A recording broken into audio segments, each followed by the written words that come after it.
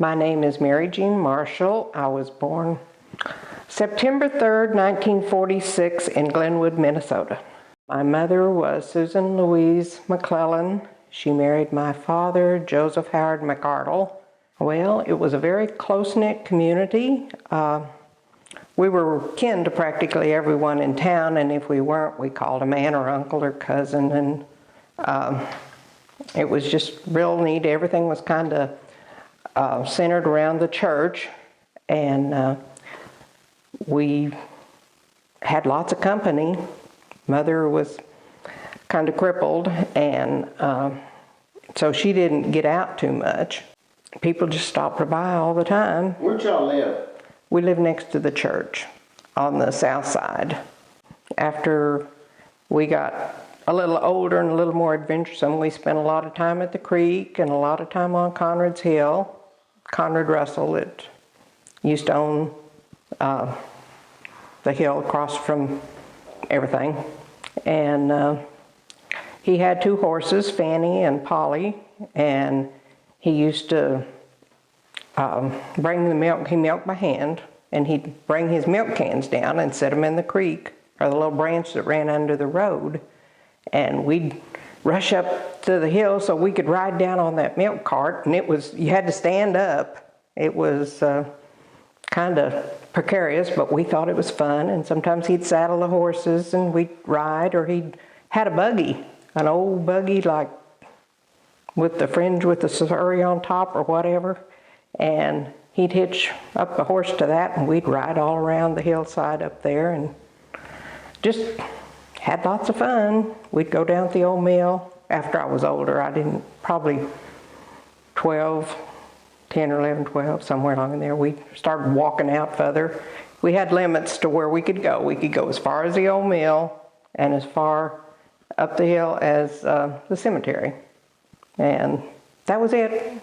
I started first grade there and went through halfway through the 5th grade. They moved us to Lincoln in the middle of it was over Christmas break. And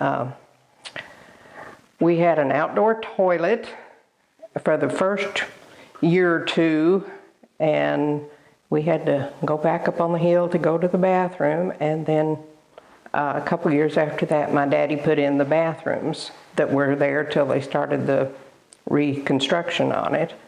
And then we had inside bathrooms, which was nice, but we only had one toilet in there, where up at the outside bathrooms we had 3 or 4 holes. But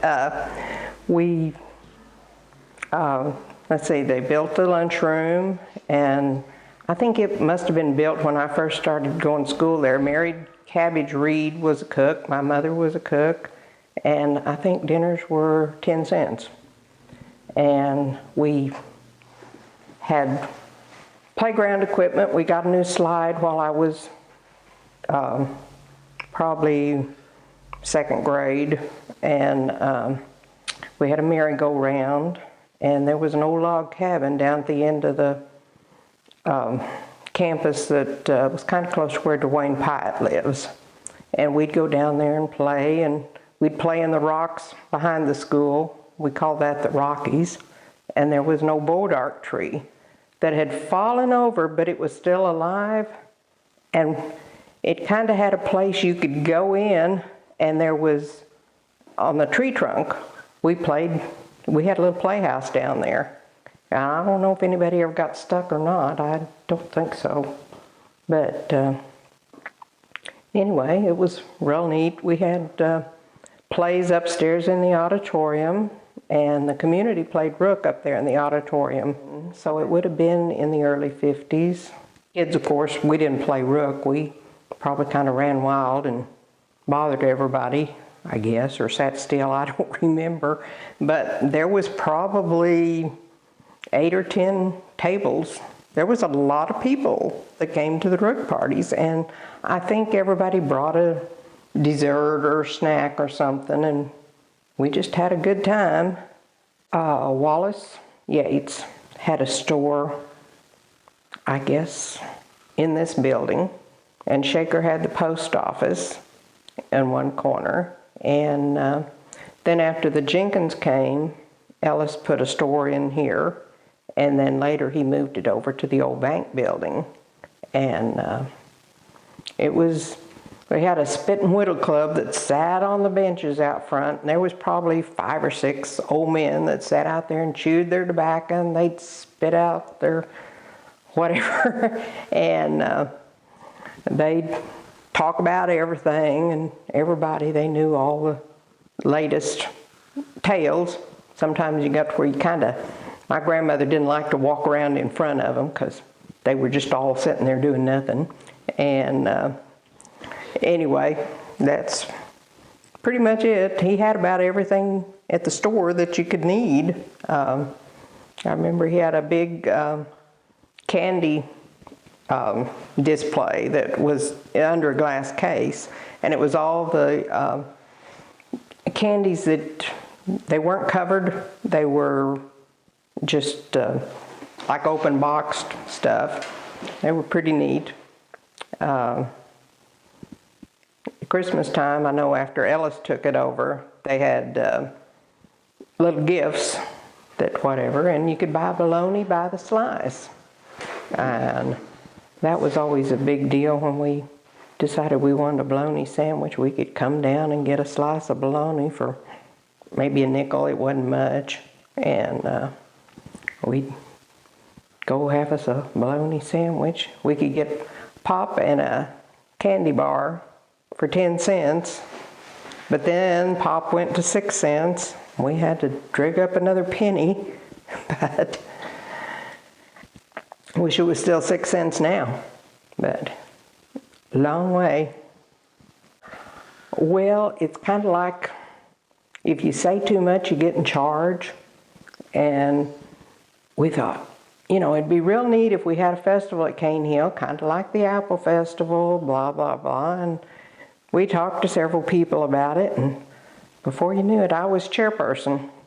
And the first year was really kind of rough, but we had a good time, and I did it for several years, and Bonnie took it over, and it seemed like we get the most rain in May, and we had a lot of weather problems, and I think Bonnie was chairperson then, and so it got switched to the fall, which works out great. And I think then's when we added the sorghum and the lye soap and that sort of stuff.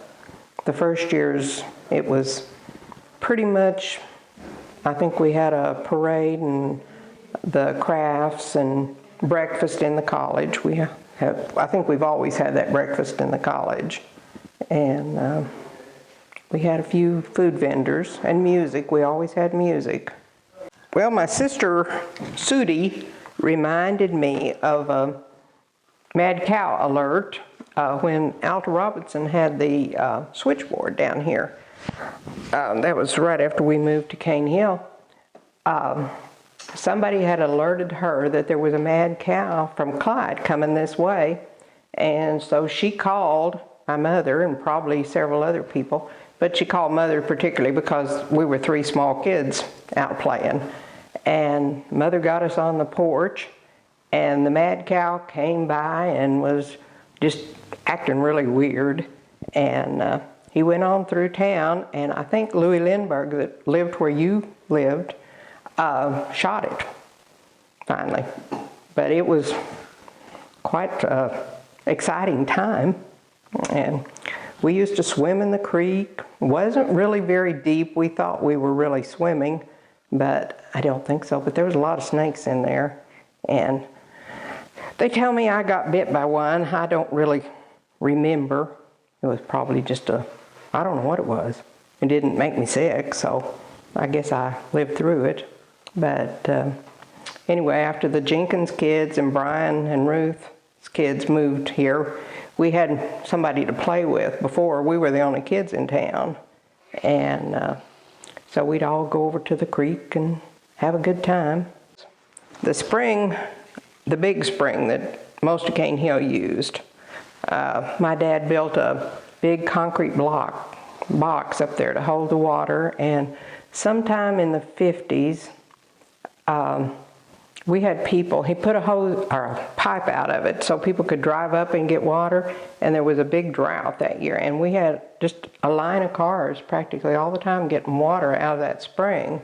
Plus, it served quite a few households here, mainly on this side of the street, but it was a good spring till the county decided it was not good, and so it's no longer usable. It still runs down to the creek, but anyway, that good water is gone, and we had it at the school.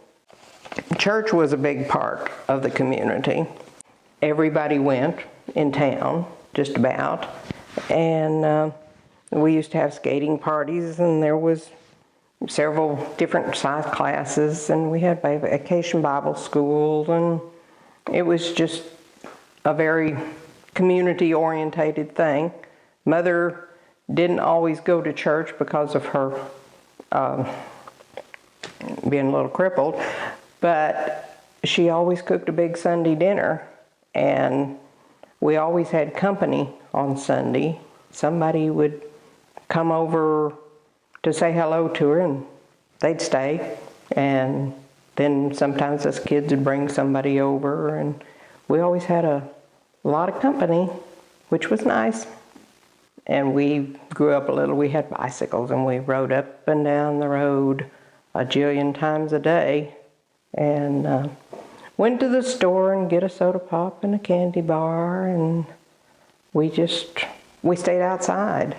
We didn't have a TV right away. I don't remember what year we got one, but you know, we were just outside kids. We had a swing set, so we played on that some, and we went and visited the old people, and we would stay and talk and listen to them, and sometimes they'd have cookies and they'd give us a cookie, and we just heard all kinds of stories, you know. And Conrad Russell was a great historian. He told all about the Wright murders and the hangings and history of different people. And then there was Booth Campbell that sat up on the hill and played his banjo, and we could all hear him in Cane Hill.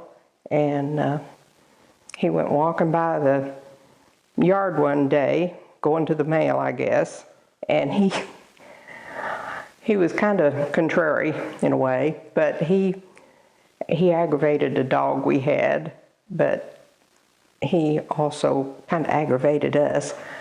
I was outside in the yard playing, and I had a turtle out there that I was kind of playing with. Well, the turtle bit me on the finger, and I was going, you know, and I had the turtle hanging from my finger, and he walked by and he said, "Won't turn loose till it thunders," and just like to kill me. I went running inside to Mother, and the turtle finally let loose, but anyway, he scared me big time.